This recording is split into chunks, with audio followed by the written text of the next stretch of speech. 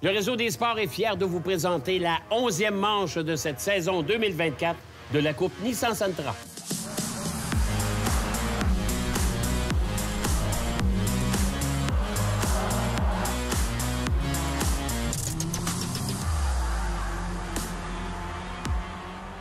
Je vous souhaite la bienvenue du côté de Kalaboogie cette semaine, au sud-ouest d'Ottawa. C'est à peu près à 1 heure d'Ottawa.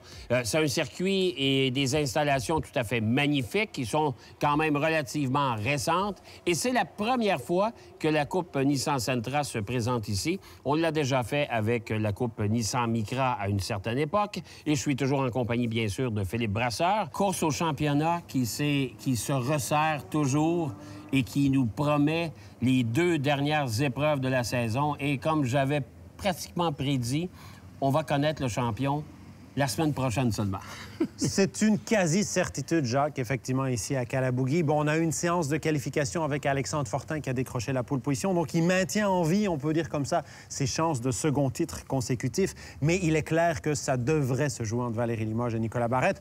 N'anticipons pas, on va voir ce que va donner cette 11e épreuve de la saison. Tu l'as dit, ici à Kalaboogie Motorsport Park, on utilise le circuit de 2,7 km. Par le passé, à l'époque de la Coupe Micra notamment, on avait utilisé la configuration longue de 5,05 km. Mais ici, sur cette courte configuration de piste, ça devrait amener aussi du trafic pendant l'épreuve. Et c'est un peu la bonne nouvelle et c'est qui va probablement rehausser le spectacle. On a eu notre séance de qualification. On connaît maintenant les positions de départ, justement, pour cette 11e épreuve. Ça ressemble à quoi? Bien, on l'a dit avec Alexandre Fortin en pole position, mais Éric Chaput, à ses côtés, c'est un petit peu ce qu'on retrouvait déjà à la toute première course de la saison. Éric Chaput, Alexandre Fortin. Donc, comment ça va finir, cela? Nicolas Barrette part 3e, en avant de Valérie Limoges en 5e place. Il y a Matt Miron en 4e position. Donc, vraiment, on peut se dire que les favoris pour le titre ne sont pas nécessairement les mieux placés pour l'instant sur cette grille de départ. Alors, pourquoi vous faire languir plus longtemps? Place, justement, à cette 11e épreuve de la saison 2024 de la Coupe Nissan Sentra. Alors, mon cher Philippe, c'est le départ de cette avant-dernière course de la saison du côté de Kalaboogie sur le petit circuit, parce qu'il y a 2 configurations possibles. Oui, on n'est pas sur la piste de 5 km, Jacques, mais sur la petite piste à Kalaboogie avec Alex Fortin et Éric Chaput en première ligne, Nicolas Barrette et Matt Miron sur la 2e ligne. On voit tout de suite que Nicolas Barrette tente d'aller chercher la 3e position. Oui, tout à fait. Et c'est un circuit qui, selon le dire des pilotes, et là, on vous en parle immédiatement parce que vous allez le voir tout au long des 2 épreuves du côté de Kalaboogie, le circuit est très abrasif. Hein? On a détruit beaucoup de pneumatiques de ce côté-là. Oui, tout à fait. C'est vrai que c'est un circuit, il fait très beau, on l'a dit tout à l'heure, donc malgré tout, c'est pas évident pour les pilotes. On voit ici Alex Fortin sous la menace d'Éric Chaput, encore une fois, 16 voitures au départ, un peloton encore une fois très compact. On voit notamment Marie-Soleil Labelle qui ferme la marche présentement. Oui, tout à fait. Alors, pendant qu'on est à bord de la voiture d'Éric Chaput, qui, lui, se chamaille, je pense... Est-ce que c'est avec Alexandre Fortin? Je pense que oui. Alors, on se chamaille pour la première place, bien sûr. Circuit qui demande quand même d'être très attentif les premières fois, parce qu'on a besoin de se trouver des points de repère, parce qu'il y a quand même des virages cachés. Oui, avec beaucoup de dénivelé, on voit ici vraiment sur les images, on le voit assez bien, on descend complètement et on remonte pour aller chercher ce dernier virage qui nous amène sur cette ligne de départ assez courte, alors que là, on voit un contact, là, on est côte à côte entre Barrette et Miron. Ça joue dur, Jacques. Ouais, ça joue très dur et on s'en attendait un peu. Depuis le Grand Prix de Trois-Rivières, là, ça se poussaille un peu, c'est le cas de dire. Surtout que Matt Miron, suite à ses 2 victoires à Lime Rock, on a dit qu'il n'y avait plus tout à fait le même comportement. Il y avait vraiment le feu et il voulait absolument.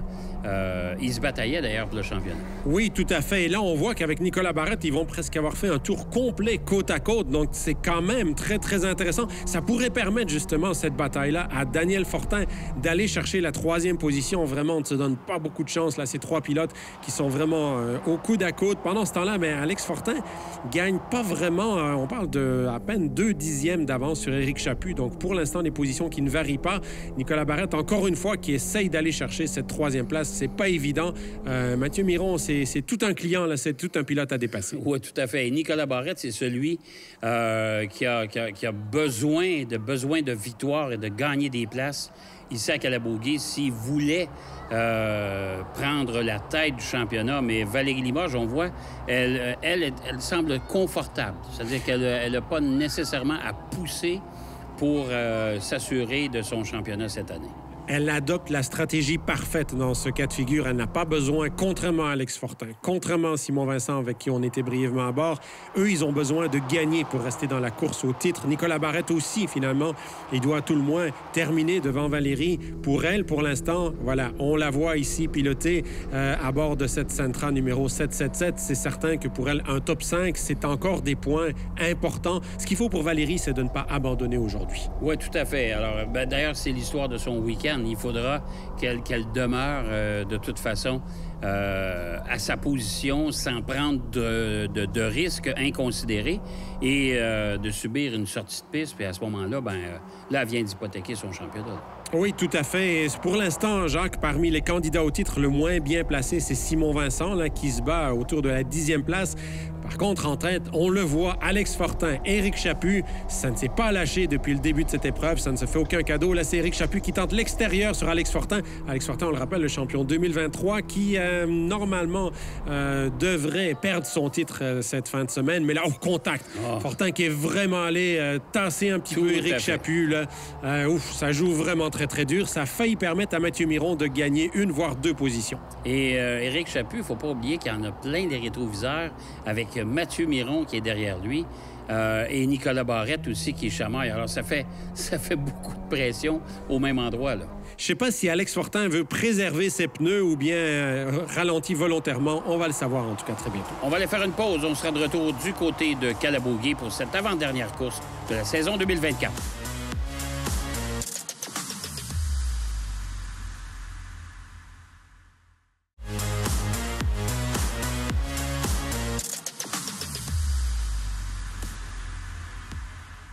De retour du côté du circuit de Calabogie, c'est à peu près à 1 heure d'Ottawa. C'est un magnifique... c'est un beau circuit, mais c'est surtout les installations qui sont pratiquement neuves. D'ailleurs, c'est pas très vieux. C'est magnifique là-bas, là, les installations. Oui, effectivement, une piste utilisée beaucoup aussi par des clubs, également utilisée par une entreprise qui s'appelle Multimatic, qui construisent toute une série de voitures, de grand tourisme, prototypes pour différents manufacturiers automobiles. Alors, c'est un circuit quand même qui est pas mal utilisé, Jacques, effectivement, qui a à la fois vocation de piste d'essai et puis vocation de compétition, comme on le voit aujourd'hui. On est à bord avec Nicolas Miron. On se bat autour de la 7e place, là, ce groupe de voitures qui est vraiment imposant. Avec, encore une fois, Alexandre Fortin, on tourne dans des chronos, je dirais, acceptables. On est loin du record du Tour qu'on pouvait attendre, cependant. Donc, voilà, un peloton très, très groupé. On voit notamment Valérie Limoges, là, qui se bat pour la 5e place avec Daniel Fortin. Et encore une fois, on peut remarquer qu'après à peu près le tiers de la course, les voitures sont encore tous regroupées dans un même peloton. Ce qui démontre clairement que les voitures sont pratiquement semblables. Oui, tout à fait. J'arrive juste pas à cerner si au niveau stratégie, c'est parce que beaucoup de pilotes cherchent à économiser un petit peu l'usure des pneumatiques ou si c'est vraiment Alexandre Fortin qui a décidé de jouer ça, on va dire, poliment, de manière conservatrice, en ne s'échappant pas en tête ou en tout cas n'étant pas au maximum de l'auto, parce que c'est vrai qu'on a l'habitude, Jacques, de voir beaucoup d'actions en Coupe Nissan Sentra, des pelotons assez serrés, mais de voir que pratiquement l'ensemble du peloton, les 16 voitures au départ, se tiennent comme ça dans un mouchoir de poche, c'est assez inhabituel. Et il ne faut pas oublier aussi que le vendredi, c'est-à-dire que les épreuves se déroulaient ainsi que les qualifications les samedis et dimanches. Le vendredi, c'était la journée test, on va l'appeler comme ça, d'essai pour tous les pilotes. Et les pilotes ont sorti fréquemment pour se rendre compte en milieu d'après-midi on va commencer à ménager les pneumatiques parce qu'on n'aura pas suffisamment pour passer le week-end. D'ailleurs, le groupe Touchette a été obligé d'envoyer quelqu'un à Montréal pour aller chercher d'autres pneumatiques parce qu'on était sur le bord d'en manquer.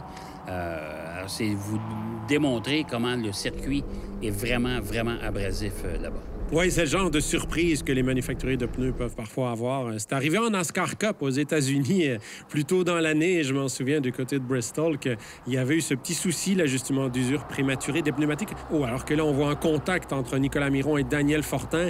Nicolas Miron qui est vraiment venu complètement à l'extérieur. Il a glissé un peu de sous-virage. On a heurté Daniel Fortin. Tout ça se passe sous les yeux de Valérie Limoges.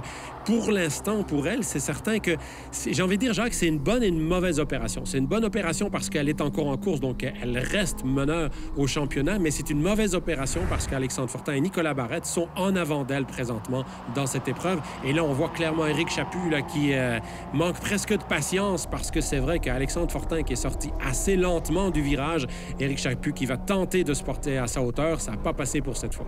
Et Éric Chaput qui a un excellent coup de volant, soit dit en passant, on le répétera jamais assez, le père de Frédéric Chaput. Il a beaucoup d'expérience, il a couru en Micra, couru en Sentra.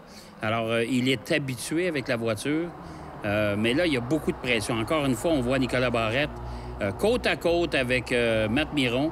Et on est un petit peu agressif sur les vibreurs du côté de Nicolas Barrette. Il faut s'en méfier de ces vibreurs-là parce qu'ils peuvent endommager la voiture facilement. Oui, mais je pense qu'il s'est retrouvé vraiment à l'intérieur de Mathieu Miron. Ne voulait pas prendre le risque d'aller heurter sa voiture. Et donc là, on voit de nouveau ces deux pilotes, comme on l'a vu tout à l'heure, après 11 minutes de course, Jacques. Et là, c'est passé pour Nicolas Barrette.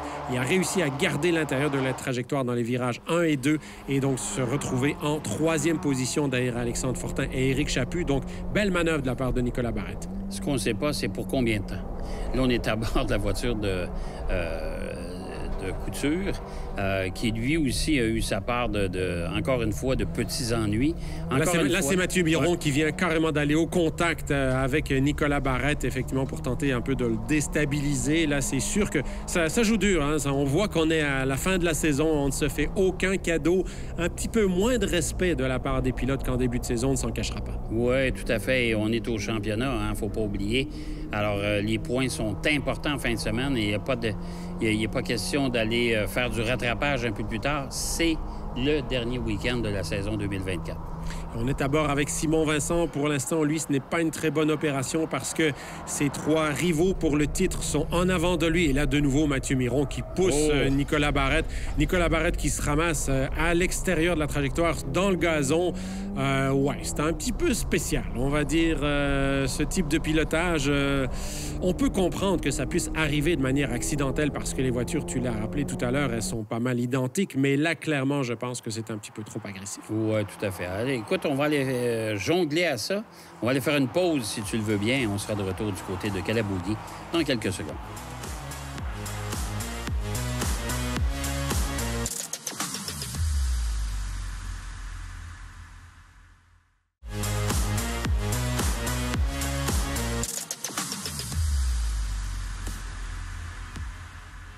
De retour à Kalabougi à bord de la voiture d'Alexandre Fortin, qui est toujours le meneur de cette première épreuve du week-end. Il faut savoir que les épreuves ont été écourtées de 40 à 30 minutes, mon cher Philippe, justement à cause de l'usure prématurée des pneumatiques. On a l'habitude, Jacques, en Coupe Nissan Sentra, de voir des courses de 40 minutes, en effet. Et puis là, donc, oui, tout à fait, décision des officiels et des pilotes, décision unanime là, de tout le monde au niveau de la série, donc de rouler 30 minutes. Pourquoi? Parce que tout simplement, si on avait fait une course de 40 minutes, les pilotes auraient roulé vraiment, je dirais, à l'économie des pneumatiques. Ça aurait risqué de faire beaucoup moins de spectacles parce qu'ils n'auraient pas pu y aller à fond, comme on le voit ici avec Simon Vincent, comme on le voit justement ici à bord avec Sylvain Ouellette, qui est le témoin de cette bataille. Et donc, c'est clair que oui, c'est une décision tout à fait logique pour préserver, je dirais, le spectacle et permettre aux pilotes d'attaquer. Alors, bon, bonne décision. C'est une course sprint qu'on vit aujourd'hui. Oui, tout à fait. Et il ne faut jamais oublier que si on avait gardé une course de 40 minutes, moi, je pense qu'au niveau des stratégies, ça aurait été un peu plus compliqué. Surtout d'essayer de juger quel genre de stratégie les autres pilotes vont employer pendant qu'on a vu Matt Miron qui l'a pris un peu large. Oui, ce coup-ci, c'est lui qui est allé hors piste, effectivement, un petit peu dans le gazon, a été capable de récupérer la voiture, mais ça a permis à Nicolas Barrette de reprendre la 3e place. Ces deux-là ne se quittent pas depuis 18 minutes de course maintenant. Les deux premiers, eux, ont fait le trou. C'est à souligner. On disait tout à l'heure, Alexandre Fortin, un rythme un petit peu lent, mais là, on voit clairement qu'il n'a plus le souci de risquer une usure prématurée des pneumatiques pendant qu'on voit cette bataille entre Nicolas Miron et Simon Vincent. On est à bord avec Simon Vincent, pour l'instant candidat au titre. Il faut vraiment qu'il monte dans la hiérarchie pour espérer garder des chances jusqu'à l'ultime épreuve. Et donc, je disais, Jacques, effectivement, Alexandre Fortin et Éric Chaput qui ont pris leur distance sur le reste du peloton. Là, on est à l'attaque pour les dernières minutes de course. Tout à fait. Et Simon Vincent, qui a quand même pris une place de choix. En tout cas, ça s'améliore. On va aller faire une pause. On sera de retour pour la finale de cette première course à Calabougie.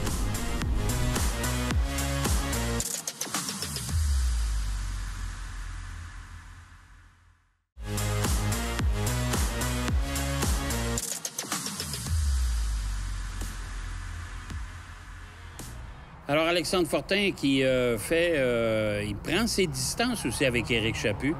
Peut-être qu'Éric Chaput a décidé d'abdiquer tout simplement pendant qu'on voit Matt Miron qui est en avant de Daniel Fortin, Valérie Limoges qui, elle aussi, conserve sa place, ne veut pas rien forcer pour l'instant. Et je pense que c'est la meilleure stratégie à employer.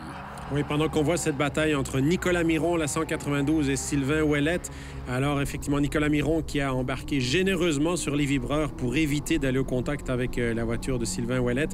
Donc, belle bataille entre ces pilotes-là. On est autour de la 9e place, Jacques, avec eux.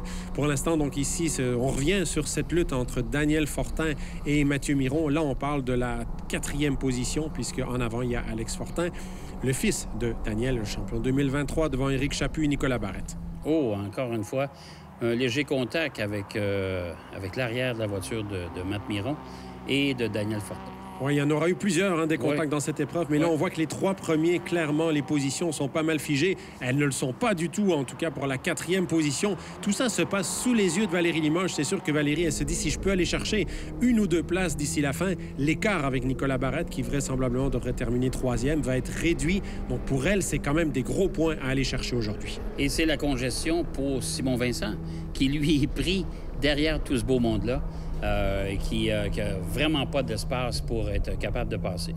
Et là, on voit Mathieu Miron, encore une fois, avec Daniel Fortin. Contact, c'est fort. C'est beaucoup, là. Je dirais que c'est un petit peu... C'est pas ce genre de pilotage qu'on avait l'habitude de voir plus tôt dans la saison. Pendant ce temps-là, eh bien, on voit la bataille entre Simon Vincent et Frédéric Chaput. Cette bataille-là, au moins, elle est très propre. Oui, tout à fait. Pendant que Simon Vincent est obligé de le prendre quand même un peu large, mais on se respecte mutuellement.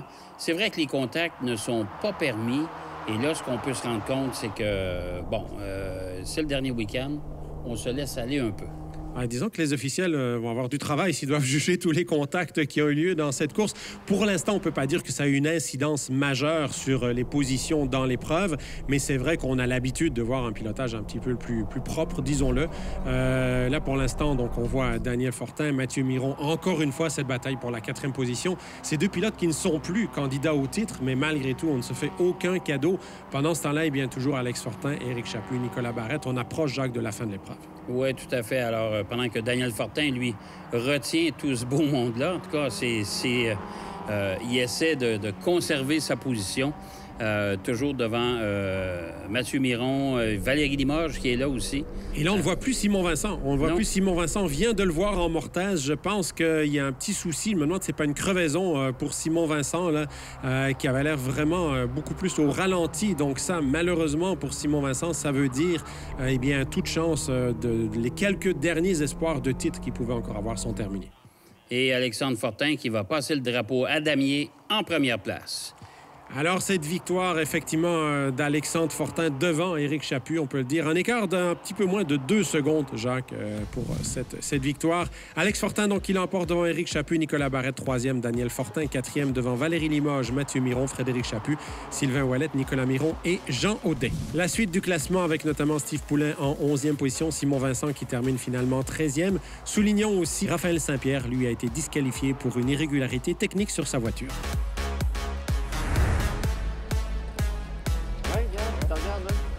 course a bien été. Ça a été tranquille quand même pour moi en avant. J'ai manégé mes pneus parce que je savais que ici, c'était une piste qui était difficile sur les pneus. Commençait tranquillement. Puis là, quand on est arrivé à moitié, commençait à pousser un petit peu plus. Puis c'était parfait. Il m'en reste encore en dessous de la pédale à la fin. Première fois ici, ça a bien été. J'avais déjà entendu que la piste était difficile sur les pneus. Puis on a pu le voir dès notre première pratique. Mais c'est le fun, ça fait un nouveau challenge. C'était rare à date qu'on ait eu besoin de gérer les pneus. Puis ben là, ça faisait un nouveau challenge. 30 minutes au lieu de 40, ça a été voté par les pilotes parce que ça aurait été dur de passer au travail. Il y a certaines personnes qui avaient peur, mais je pense qu'on aurait été capable. En gérant comme il faut, ça aurait été faisable. Mais en même temps, ça reste une décision qui a été approuvée par tout le monde. Puis aussi pour la sécurité, c'est bon. C'est sûr, j'aimerais se qualifier encore premier parce que ça prouve que t'es vite. Puis, encore gagner, finir la saison sur un high, ça serait le fun. Puis si mon père il est capable d'être sur le podium avec moi, ça serait pas pire. Super, vraiment, j'étais vraiment content. Les pneus, c'était ça l'histoire de la course tout le long. Économiser les pneus, économiser les freins.